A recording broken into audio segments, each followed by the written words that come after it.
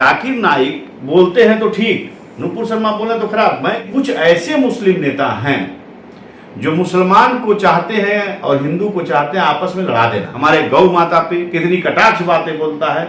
हम अगर वो कहता है कि अगर गौ माँ को आप माता मानते हो तो बैल को अपना बाप मानो, मैं कहता हूं ये बोलने का उसको राइट है।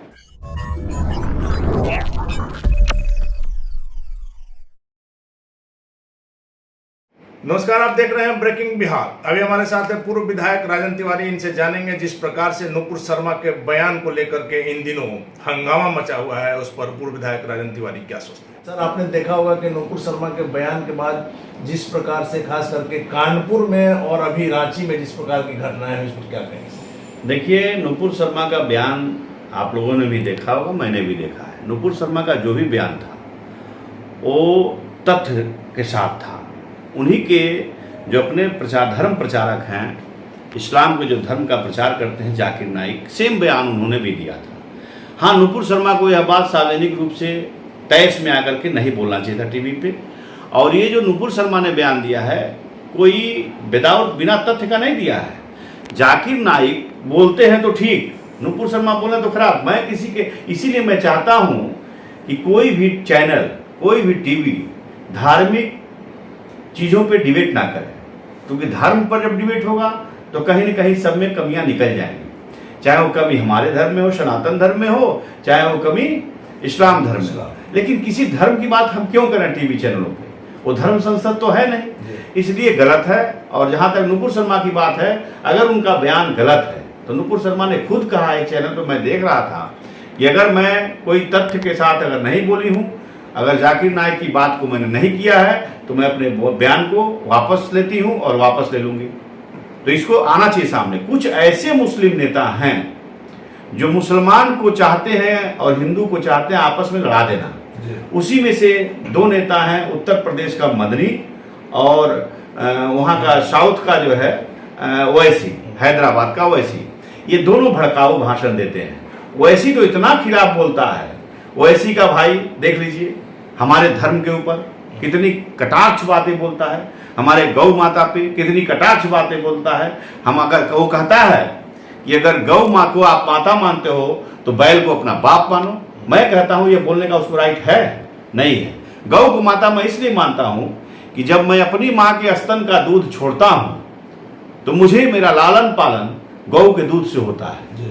और गौ का दूध, अगर गौ का दूध मुझे पिलाती है तो इस एवज में उसको माँ कहता हूँ, क्योंकि मुझे पालन पोषण करके, मुझे बचपन में दूध पिला करके वो बड़ा करती है, इसलिए गौ को माता की संज्ञा दिया गया है। लेकिन जिस तरीके से ओवैसी का भाई अकबरुद्दीन ओवैसी बोलता है तो बवाल नहीं होता है। हम लोग शांत प्रिय लोग हैं, मुसलमान भी शांत प्रिय लोग हैं, लेकिन कुछ ऐसे मुसलमान उपद्रवी हैं जो देश को अमन चैन देश में छीनना चाहते हैं और देश को तोड़ देना चाहते हैं। उसमें से एक ओवैसी है और एक मदनी है।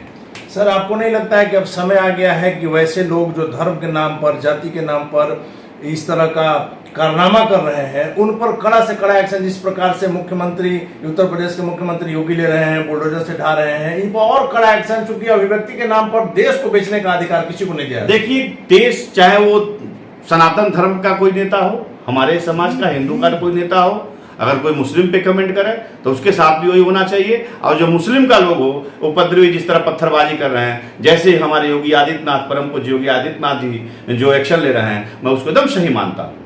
अगर सरकार कड़ा डिसीजन नहीं लेगा तो दंगा का बढ़ावा होगा, और दंगा जब बढ़ेगा तो दंगा की आगोश में दंगा यह कभी नहीं होकर आएगा कि हमारा और आपका परिवार सुरक्षित नहीं है, हम लोग भी असुरक्षित हैं। दंगा किसी को देखता नहीं है।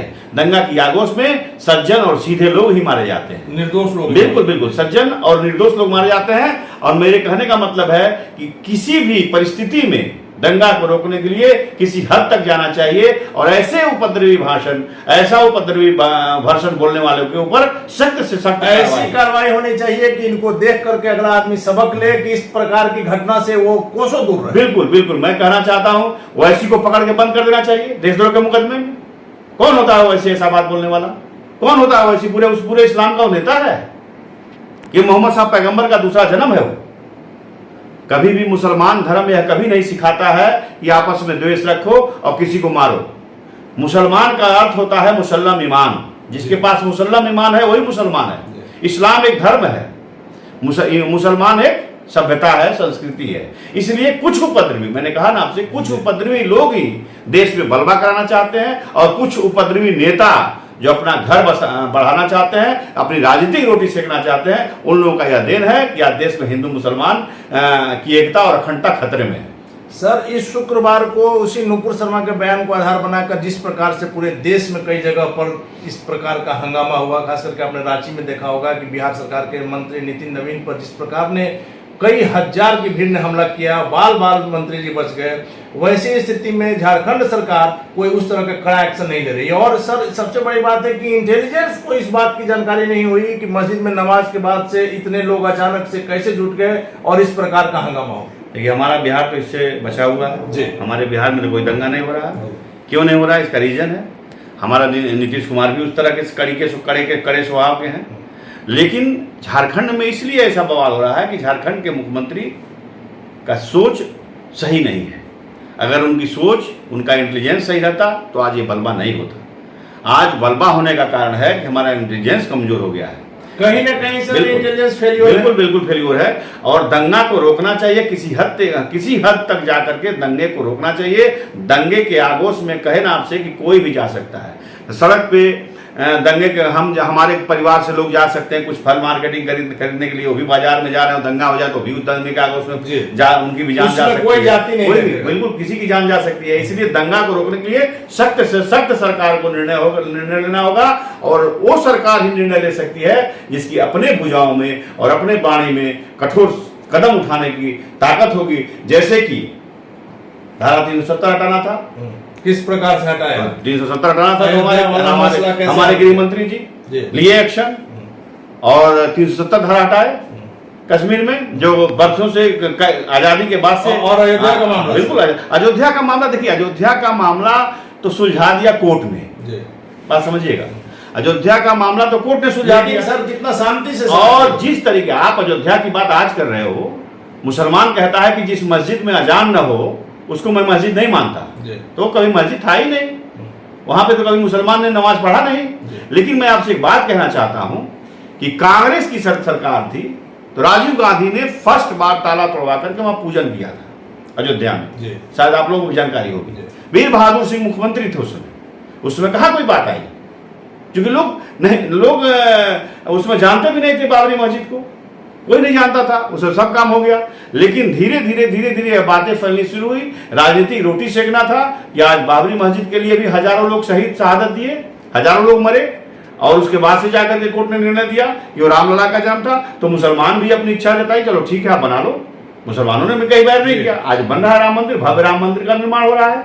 उसी तरह जो भी मैटर कोर्ट में सब जुडिस है उसमें किसी को बोलने का राइट नहीं है, चाहे वो ज्ञानवापी का हो, चाहे मथुरा का हो, कहीं भी जो कोर्ट निर्णय लेगा उसको हम मान करेंगे, मुसलमान भाई भी मानेंगे, हम भी मानेंगे जी।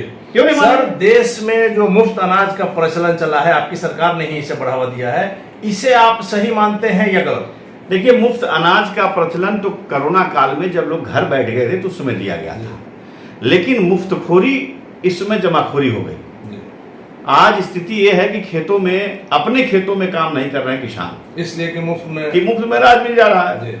आज मट्टी के लिए युद्ध हो रहा है, मट्टी बचाओ अभियान चल रहा है, पूरे वर्ल्ड में 60% ही मट्टी बची हुई है, क्योंकि जितने तरीके से खाद, तमाम उपज के लिए खाद को छीटा जा रहा है खेतों में, वो खाद उस खेत में जा रहा है तो खेत का मट्टी बालू की तरह भसभसा हो जा रहा है। आज जरूरत है आपको अपनी मिट्टी को बचाने का, और जिस तरीके से विकलांग किया जा रहा है फ्री में राशन देकर के, मैं तो देख रहा हूं कि किसी के परिवार में 10 बच्चे हैं तो 10 बच्चे 50 किलो उनको मिल गया, तो कहाँ खा पा रहे हैं, वो तो राशन को बेच रहे हैं फिर ना, जमाखोरी करके। इसलिए कि राशन को उसको बंद करना चाहिए, और राशन बंद करके लोग अपने काम करके अपना अनाज खाएं, कहाँ कोई मांग रहा है। सर, आखिरी सवाल है कि क्या अब समय नहीं आ गया है कि जिस प्रकार से बीजेपी को जनता ने प्रचंड बहुमत दे करके सरकार बनाई है कि देश में अब जनसंख्या नियंत्रण नीति को कड़ाई से लागू किया? देखिए, मैं तो 2015 से इसकी मांग कर रहा हूँ।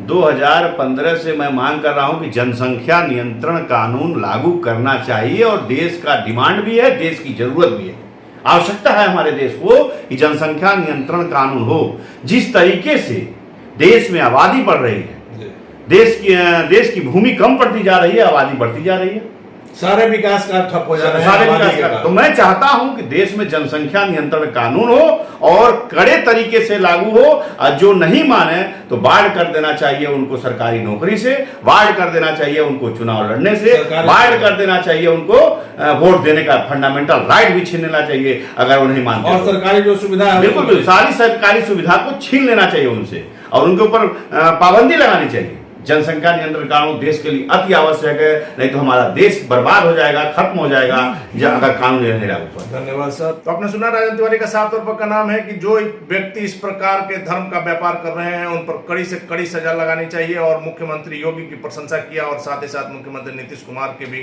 कार्यों से सहमत है, और इनका साफ तौर पर का नाम है कि देश में वो समय आ गया कि जनसंख्या नियंत्रण कानून लागू किया जाए। आप देख रहे हैं ब्रेकिंग बिहार, खबरों का सिलसिला जारी, आप बने रहे ब्रेकिंग बिहार से।